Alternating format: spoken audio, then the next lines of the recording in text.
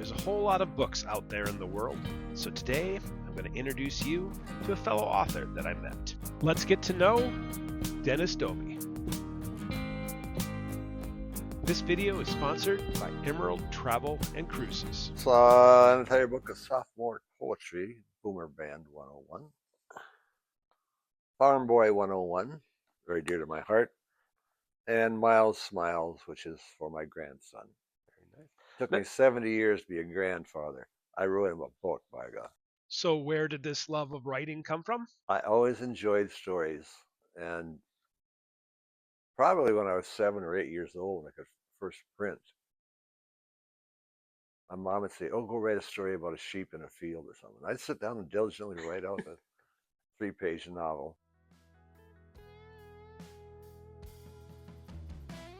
I've written down 4 of them.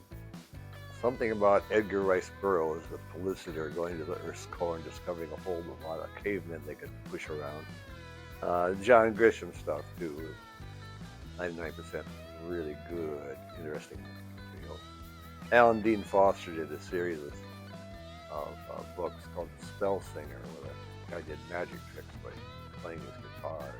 Oh, that's right up your alley. Oh, I love that one, yeah. And then, of course, go back to Robert Heinlein, one of the greats.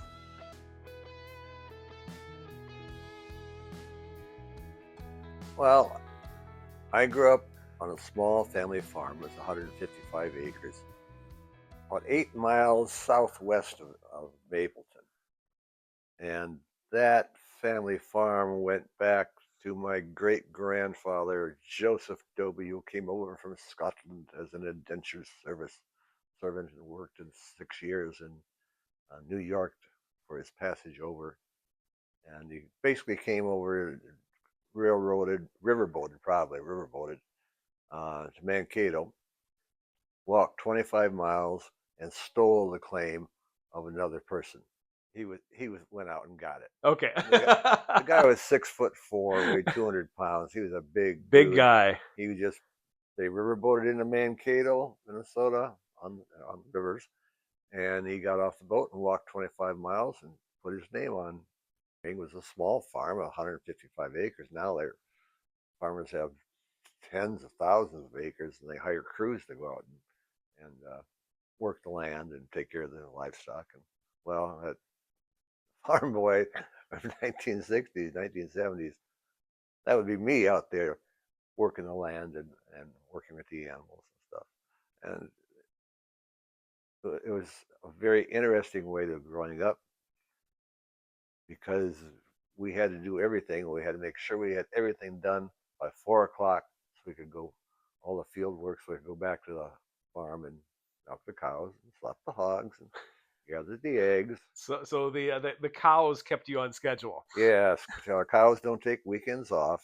The things that were important were we were expected to work.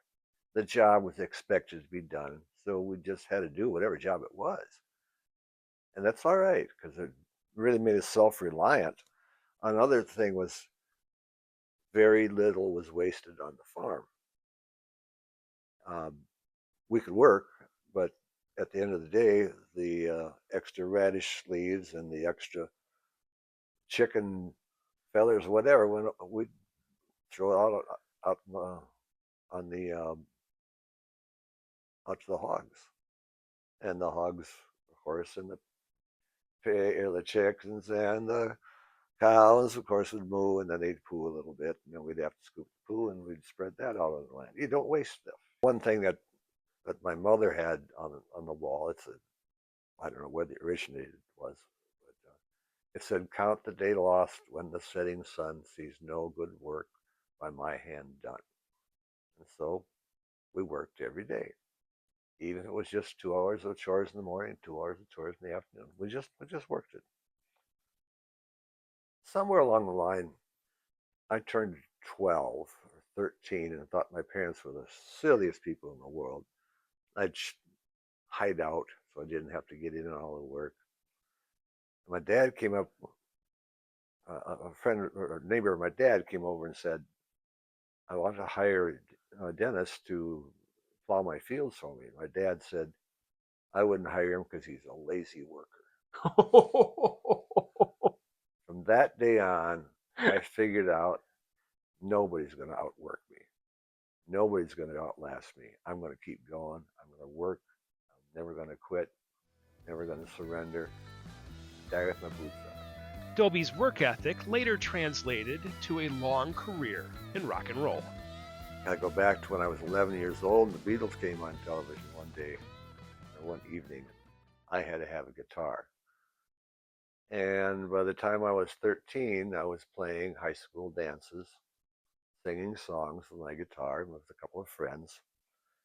And that morphed into college years, getting together with friends. And it just happened. I got a call about a month before I graduated from college that somebody needed a guitar player for a band. And so I went, and so I did that for 30 years. Switched over to bass guitar. You go back to all the years, all the jobs we played where we didn't get paid when we were just young kids, and it's probably about 2,500 times that I went out and played. Well, I kept track. For some reason, I thought it'd be good for tax purposes. I kept track of every job that we played.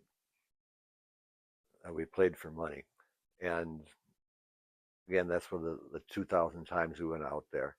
But you got to take into consideration, I met my wife. Our first date we went on was basically come hear my band play. Right? Oh, that's cool, man. That's cool. So 2,000 times we married within a year, and 2,000 times I got up and had to say goodbye to my wife and children and went off to play in the band. That was just a pretty good extra income at the time.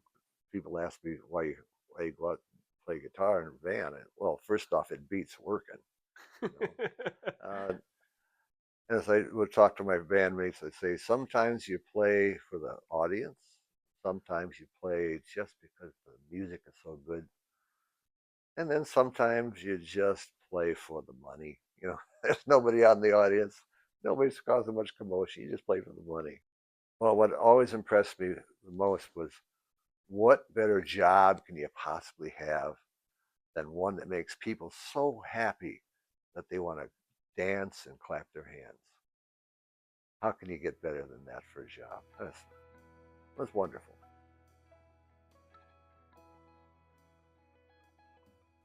Well, I'm not a classical poet, that's for sure. So I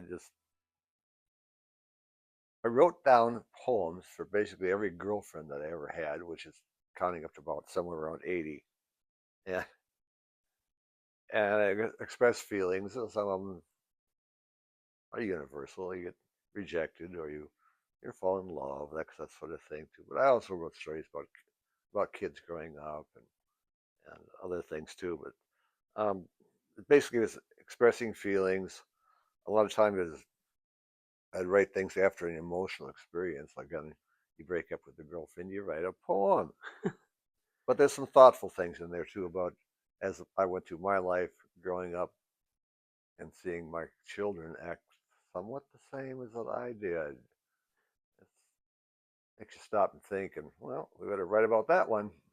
So, how were you able to put together such a exhaustive collection? I have an real old, small briefcase, suitcase type of thing, and every time I write a poem, I just throw it in the box after it sat around the house for a week or two, and pretty soon I had hundreds of them. I thought, well, I'll sit down and type them up. I had an operation or banged up something, and I just had to sit for a while anyway, so I just started typing up the poems.